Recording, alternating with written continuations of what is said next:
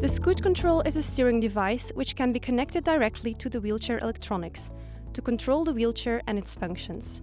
It is intended to support an attendant in controlling or maneuvering a powered wheelchair, both inside and outside. It allows the attendant or caregiver to control the power chair over long distances outdoor, to maneuver the chair in tight spaces, or to take over the control of the user in difficult circumstances. Horizontal movements of the handlebar will result in a steering action of the wheelchair.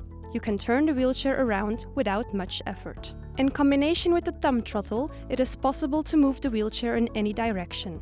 In standard configuration, the right throttle will move the wheelchair forward and the left throttle will move the wheelchair backward.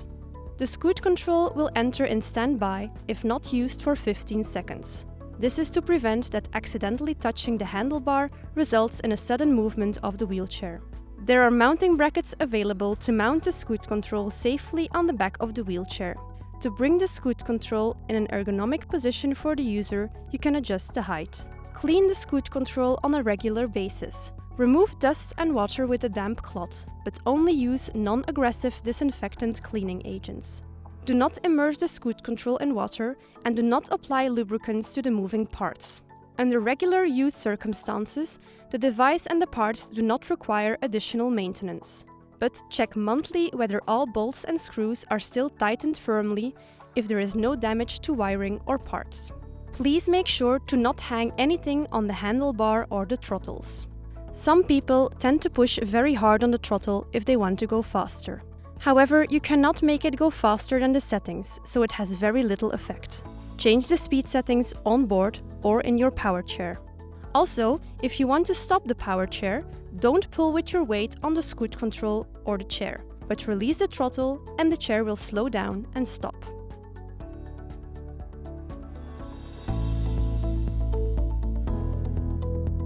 Via the control panel, you have full access to the wheelchair functions, such as lights, horn and speed settings.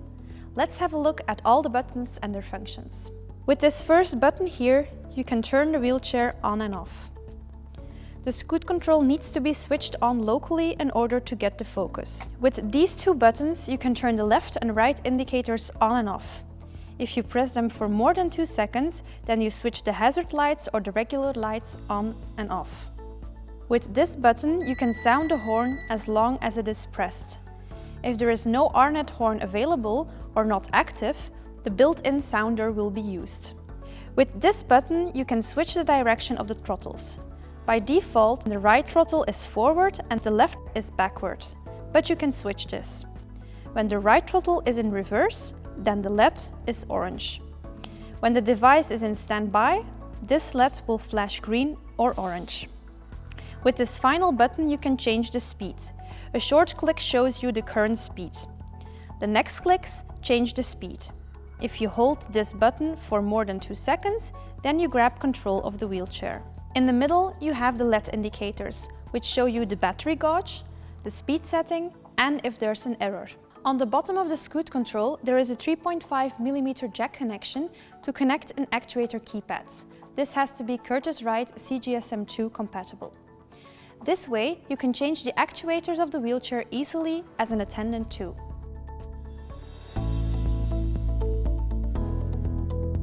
There are some RNet parameters that you have to set before using the Scoot Control. First, make sure that the power-up mode is set to drive. This is to make sure that you start in the mode drive when you switch on the Scoot Control. Set input device type to attendant and choose no for allow grab. If you want to combine the Scoot Control with other mo-vis joysticks, please keep the following in mind. If you do choose universal, then the Scoot Control will not be fully functional as an attendant control.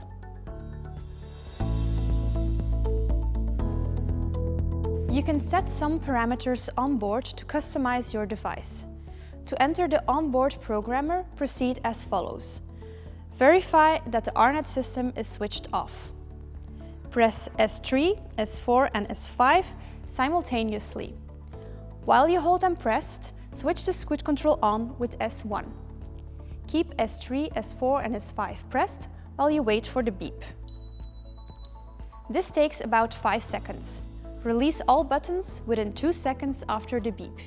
You are now in onboard programming mode. With the second and the third button, you change the parameters. The LED lights indicate the number of the parameter. With the fourth and fifth button, you change the value of the parameter. Again, the LED lights here indicate the value.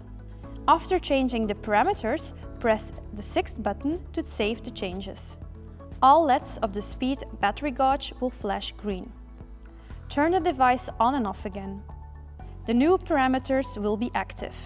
The first parameter is the right throttle. You can change the default direction from forward to reverse, or you can even say none. So in that case, the throttle has no action. You can do the same for the left throttle and the second parameter, but there the default direction is reverse. With the third parameter, you can set your actuator keypad up to control 10 instead of 5 axes. You change the value from single to toggle. Up is axis 1, up or down. Down is axis 2, up or down, and so on. The fourth and fifth parameter are only useful if you want to use the Scoot control as universal joystick and not as attendant input device type. Let me explain. If the Scoot control is set as input device type attendant, then the Scoot control will start up in the last used profile. When you press the sixth button for more than 2 seconds, you will go straight to profile 8, the attendant profile. You have no access to the modes. When you press S6 again for longer than 2 seconds, you go back to the other profile and give the control back to the person in the chair. But you can also set the Scoot control in RNet as input device type universal and allow grab to yes. The Scoot control will also start up in the last used profile. Now, this is profile 1. When you press the sixth button for more than 2 seconds, you will scroll through the profiles. So now I'm in profile 8. If you set profile button to profile modes, you will also be able to scroll through the modes. So now I'm in the seating positions. You will be able to drive in every profile, and you can change the seating positions with the Scoot control. You can scroll through the different actuators by pressing the handlebar gently. You stop at the desired actuator and you move it by pushing the left or right throttle. Back to the onboard programming then. With parameter 4, you can overrule the RNet parameter profile button. By default, the Scoot control follows the RNet setting.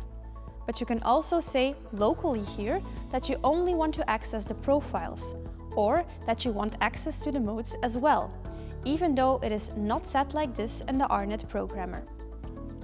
If you want to use the Scoot control as universal joystick, then it is very important to change the value of the fifth parameter as well. It is very important that you change the settings both in the Scoot control on board and in RNet. Otherwise, the Scoot control will not function properly.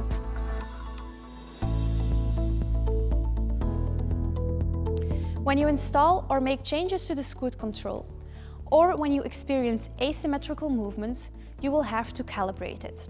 We have another video available to show you how to do that. After installation, always make a test drive with a chair without someone sitting in it, to see if everything functions properly. Make sure that no cabling or parts may get damaged in any possible position of the wheelchair. Never hang anything on the handlebar or the throttles. With the Scoot control installed correctly, it is now very easy to take over control, go on long walks, or help the user in difficult situations.